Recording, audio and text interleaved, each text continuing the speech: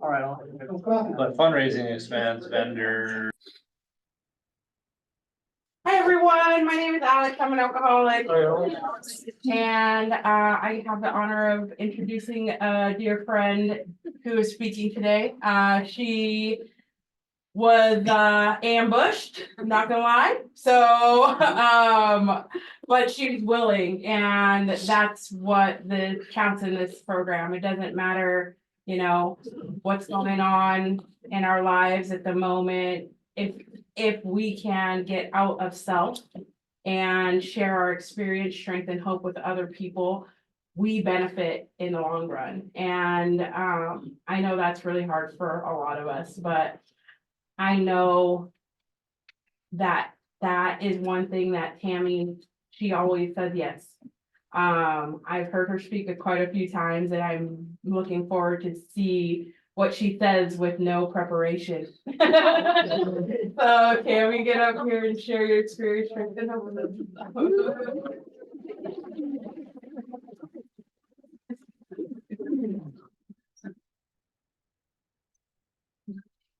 Hi, I am Tammy and I'm an alcoholic. I have a home group. I have a sponsor. My sobriety birthday is 9/28/2013. It's been a big year for me because nobody thought I was gonna get here, including myself. And here I am. Let's see. I'm not the most eloquent speaker, so I'm not sure exactly what's going to come out of my mouth, but I'm gonna start. I'm just gonna start with how I'm feeling today. I'm a little frustrated. I was a little resentful this morning. I'm so glad I got on my knees this morning and said my prayers, because I have this like a little bit of peace right now. In this program, we meet some incredible people, and this disease takes them out. And sometimes it's just really, really hard to see. And I just have to remember that I am not the pebble. I am just in the ripple, and it's not my thing. I just get to be the witness to it. And so that's kind of where I am today. But then, there's these beautiful blessings and working with incredible women and having great friends. When I first came into the program, my sponsor told me, I was very defiant. My sponsor told me that all of her best friends were in AA. And I was like, I got enough friends, don't need you guys. And, now I can't turn around without like seeing someone I love on the street, on the phone, wherever it is. Like, you are my people. So I grew up in Northern California. My parents divorced. My mom married my stepdad who raised me. My father moved to Alaska. And so I really didn't know him growing up. So I always had this sense of confusion. I don't know if it was abandonment or whatever it was. It was definite confusion. And I was very loved. We were very poor and didn't have a lot of money, but we had a lot of love. And I'm glad that I can see that clearly today, and I can see that because of the steps. I had a lot of resentments coming in here, and I thought everybody owed me an immense because of all the things that happened to me. And working the steps, working with a sponsor, listening to your stories, I realized that that is just not the case. I took a lot of hostages. I caused a lot of damage, and some I'll never even know about. But what I can do today is I can speak, I can share my story, and I can try to do the right thing and let you know when I'm wrong, because I learn a lot. So I grew up in Northern California. I like this just average. I didn't really drink. I drank, I think when I was 16 was the first time I drank, and it was Valentine's Day. It was a party. The guys had never seen me drink, and so we were playing quarters, and they all ganged up on me. I drank copious amounts of beer in about 2 hours, and I puked for 3 days. So I was kind of done. I thought that was enough for me. But right out of the gate, drinking alcoholically. And when I think back on it, I didn't drink a lot because of those experiences, and I have this control issue where I have to look a certain way. I'm not gonna have you see how I'm feeling, and so drinking took that control away from me. So I had this like push and pull of control and alcoholism. And I didn't know it. My sponsor always says I needed a drink way before I took one, because I was a little uptight. So, just, that was high school. I moved to Tahoe, had a lot of fun, didn't know what I wanted to do with my life. I moved to Santa Cruz, didn't know what I wanted to do with my life. Some things happened in Santa Cruz and I immediately moved back home and I met my husband. And so then, I started that life. We got married, we moved to Montana, we started a family. And slowly over the years, things just got more and more overwhelming for me. And once the kids, we would drink and occasionally I would overdo it, but I was still pretty much in control. Then it started being like after the kids was like, we had wine every night at dinner, we were ordering cases of wine. And, we're from Sonoma, the wine country, so it's all small. And, it was all like really kind of slow until it wasn't. And then I just started drinking every single day. I was hiding wine in the pantry. I was hiding wine in the bathroom. I was hiding wine in the bushes. I was hiding wine in the mailbox. I was hiding wine in the planter. And I mean, I had wine everywhere. And then I would occasionally tell my husband my hiding spots, and then I have to find them once again. Like 4 times I did that. I mean, I was like in the front yard under a juniper bush, hiding it, going out at 2 o'clock in the morning because I just needed another drink. Under my mattress, all of these places, in the garage. About 6 years ago, my youngest son said to me, "Mama, do you remember when Daddy had us looking in the garage for your wine because you kept going out there and we knew you were drinking, we just didn't know where you hid it?" And I get to say to him today, yeah, but aren't you glad I don't do that anymore? So my relationship with my family because of this program is incredible. But because I worked the steps and shown up and worked really hard and did things I didn't want to do. But so then I just started drinking a lot, and I was, and I thought it was okay. I volunteered a lot at the kids' school, and on the outside it kind of looked okay.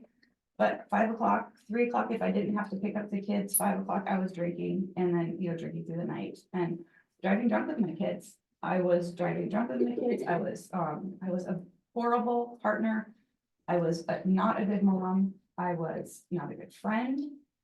I would do things like get up in the morning and take the kids to school and hit 3 gas stations to buy wine every morning so I could go home and put it in mason jars and hide it around the house. And I would do these really grandiose things like talk to the gas station clerk and tell her how I was marinating chicken with white wine in the morning. But I just I had to make these stories up to make myself feel better.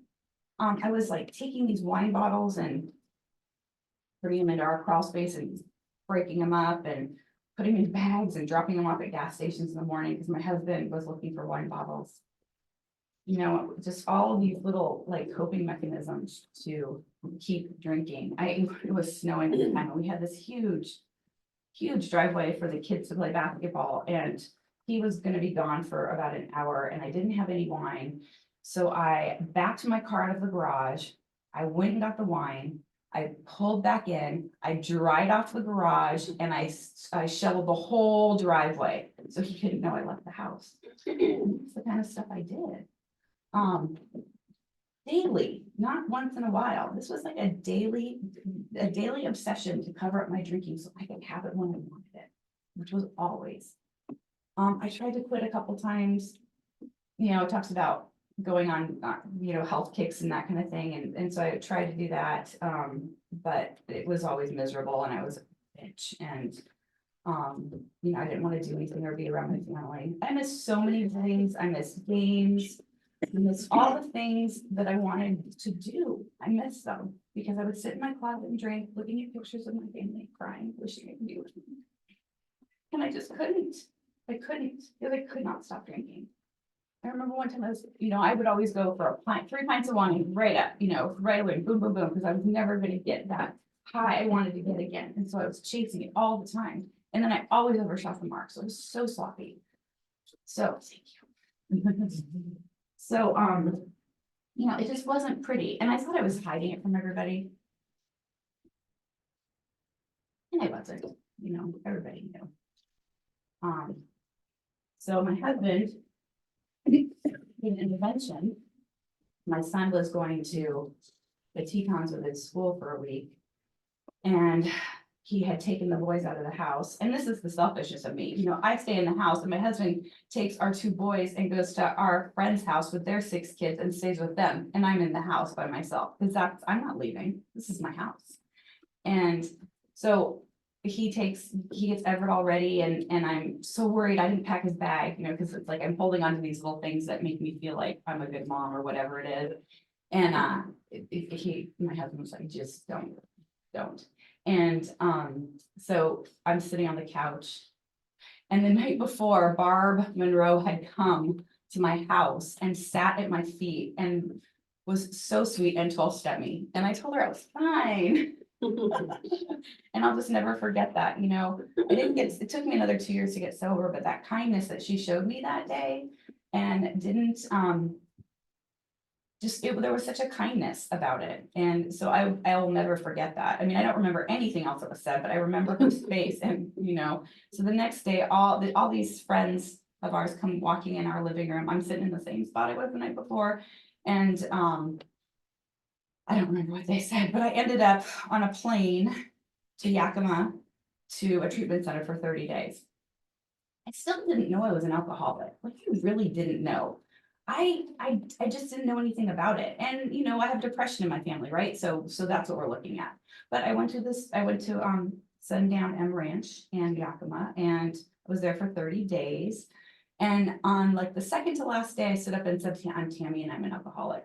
Still don't believe it though. I was like, I just don't quite get it. Because I wasn't looking for the similarity, I was looking at all these people and those kids who had their pants down to their knees, and I don't do that. This girl was doing something else, and she was rude and she was swearing, and I don't, that's all I saw. I didn't see that pain and that loneliness and that, that like pleading for help. Like, what can I do? I didn't see any of that. So I came home and I was sober for a hot minute. Blew up my son's birthday party. And then we lost someone in our family who was really important to us. And I was so proud of myself because I went to his funeral sober. I just laughed now because I'm like, it's like the things I would hold on to, like packing my son's bag, going to a funeral sober, but I just couldn't do life. And so I was so proud of myself for doing that. And then I just started was back at it. And then trying to remember, sometimes it gets a little fuzzy. There was a DUI in there where my husband left me in jail until the boys, he's putting mom in a timeout. He didn't, and I was safe there. And honestly, when I think about that, I was in there for 3 days and he wouldn't give me any money or anything. And that sounds like crazy when I say that out loud now, but I didn't have to think. I didn't have to make decisions. I didn't have to find any alcohol. I didn't have to think about it. And I had a captive audience to tell everybody how horrible my life was. So jealous and so bad. So then I went to Butte, I went to MCDC, and Paula, Jim came when I was there. And that moment that my husband and my kids drove me to Butte and I wasn't gonna get out of the car, my husband again was like, nope. And got me out of the car, and my oldest son tear falling down his face, and I did that. And I sat down a little further there. I heard a little bit more. And I got home and I just had such a hard time being vulnerable. I had a hard time sharing. I had a hard time hearing that you guys are going through the same thing that I'm going through. And so I drank on and off. Like it was 18 months, the whole treatments, the DUI, everything was 18 months. I don't really know a timeline, but I do know that one night I had, I was done, and I knew I was done. And it was like a Mike's Hard Lemonade night. I mean, it was just horrible.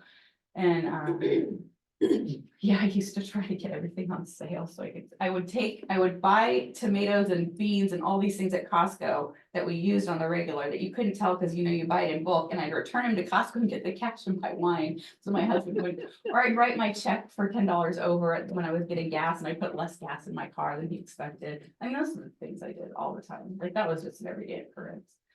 But I knew that I was done, and I felt it.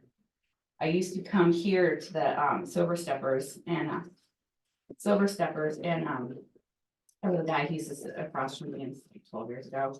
He used to sit across from me and tell me how he got on his knees with the sponsor and the wind blew and the mountains were vertical, and I would sit in and go, that's words for him. And then I got it. Like I felt that obsession gone. And not to say I haven't like over the last 10 years thought, you know, I mean, I definitely have had moments and selfishness and that kind of thing, but I don't obsess about alcohol anymore. I mean, it's exactly like the big book says. And like I don't miss it. I can go to parties, I can go to bars, I can go everywhere. As long as I'm spiritually fit, I can go anywhere I want to go. And I have a really full life today. But it took a while to get there because like I said, I'm defiant. So I called my sponsor that night and I said, I drank, and she goes, I know. I go, no, I drank again. And so so she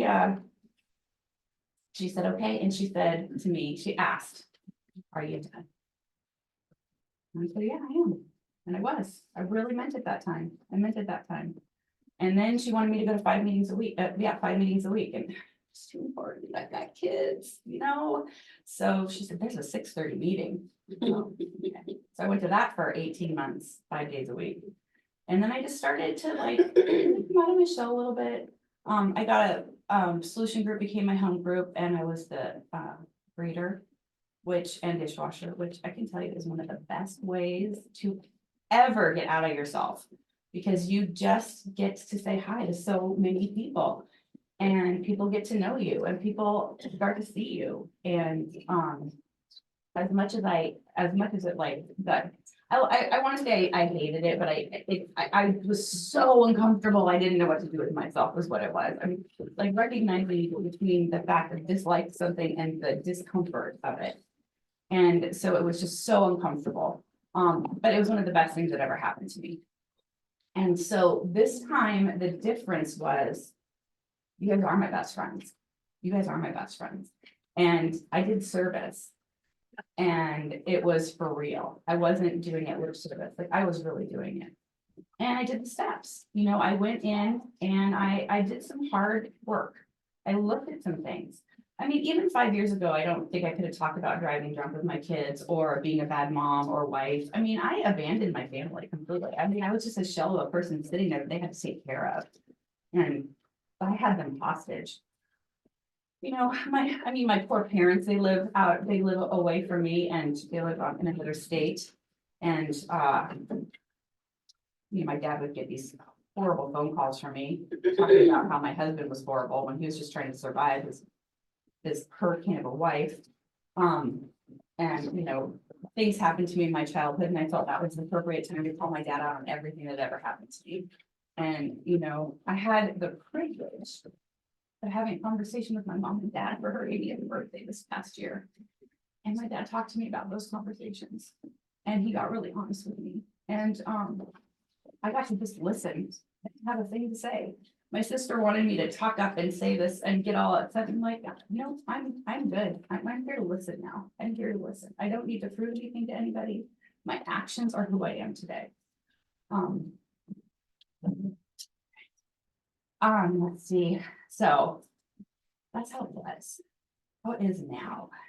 Now I go to meetings. I sponsor women. I have sponsored women from the very beginning. There is something about working with another woman and taking her through the book and having conversations and seeing yourself in them. I mean, that is the coolest thing. It's like, oh, I can't do that. I can't do that anymore.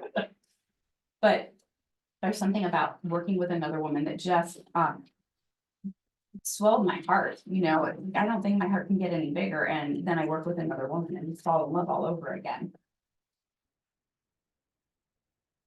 I want I want them to be able to figure out, who they are. That's another gift of this program. I know who I am today. I've been there forever. I'm 53 years old and I just am finally figuring out who I am. And sometimes what a waste of time, but I've had this journey and I think it's gotten me where I am. And so I don't think it was a waste of time. I think everything I did is, we don't shut the door on the past. Here I am. I'm gonna share my dark and dirty with you. And here it is. And it wasn't pretty. But today I have been married. Oh my gosh, we're gonna be married 28 years in March. And that's only because of you guys. Only because of you guys. My kids are doing great. One of my sons lives in Portland and the other one's here in town, and they're both doing really great, trying to figure out what they want to do with their lives, and I don't have a part in it. I just get to listen. And I am that crazy mom who is going to fix everything, plug you in where you need to be, tell you what you need to do. And I just don't do that anymore. I just don't, because it doesn't give them the opportunity to have successes and failures. And I learned so much from my failures in the last 10 years. I've learned what doesn't work for me. And so I don't want to rob my kids and my sponsees, my family, my friends of their failures, because then they get to own their successes and it has nothing to do with me. I'm like, when we're all sitting around in a group and our friends are all talking, I've got a good piece of advice for everybody because I've got so much experience. And a lot of times I'll just, unless somebody asks me these days, I just really try to listen. And this is new. This is definitely new. Like, I think the last 2 years have been more listening and more spiritual connection with God. Because without God, I wouldn't be here at all. Even today, I've been running late for the last 2 weeks because I'm just so slow right now. And I was not going to be late today, and here I am. God just has the funniest sense of humor. If you took a minute and look. So, I started a business. I worked at the university for 8 years and I did accounting because when I got sober, I needed spreadsheets. I needed things that came out at the end, and if they didn't come out, I could go back and fix it. I needed that clarity. And the more sober I got in touch with who I was as a child, essentially, like where that joy came from. When did I stop skipping? When did I stop jumping? When did I stop doing these things? And stopped, kind of getting over myself a little bit. And that drew me to this other side of me. And so I slowly started a business, and I quit my job at the university 3 years ago, and I have my own business and it's thriving. It's thriving, hence this. But it's mine and I did it. And again, couldn't have done it without you guys. There's something about being in the community of AA and sitting down and the support and love, that unconditional love and unconditional support is like nothing else. I used to, so again, that meeting, there was a guy in there and he would every day he'd say, I'm so-and-so and I'm a grateful alcoholic. Again, really? And I get it today. It's like, I get it. I think everybody should work a 12-step program. Everybody should do something. Everybody should take a look at themselves. Again, controlling. But I just have gotten so much out of that. And so I've got this great business. My kids are doing good. My family is together. Probably the biggest pain in my butt right now is we got a puppy and I don't know what we're doing. But otherwise, I have a very happy, content life, and I don't see it stopping as long as I stay here. My feet and my heart know where to go now. Like, I know when I need a meeting. I've waited too long. Got to go to meetings. I go to meetings every week. I was sick last week and I didn't, and I was feeling it. So I went to a meeting I don't normally go to because there's no rules or laws, So I'm kind of winding it up here. I'm sorry, I'm going to be a little short, but the thing that really, that if I can stress is get a sponsor, get a home group, get a service position. Let people know it's your home group. Like, be seen and see other people. Because we have these lives that are just waiting for us. I mean, they're literally just waiting for us to take. And, you know, if I can just humble myself to God, listen to my sponsor, you know, and show up, I know I'm gonna be okay, even through the hard stuff. So that's all I have.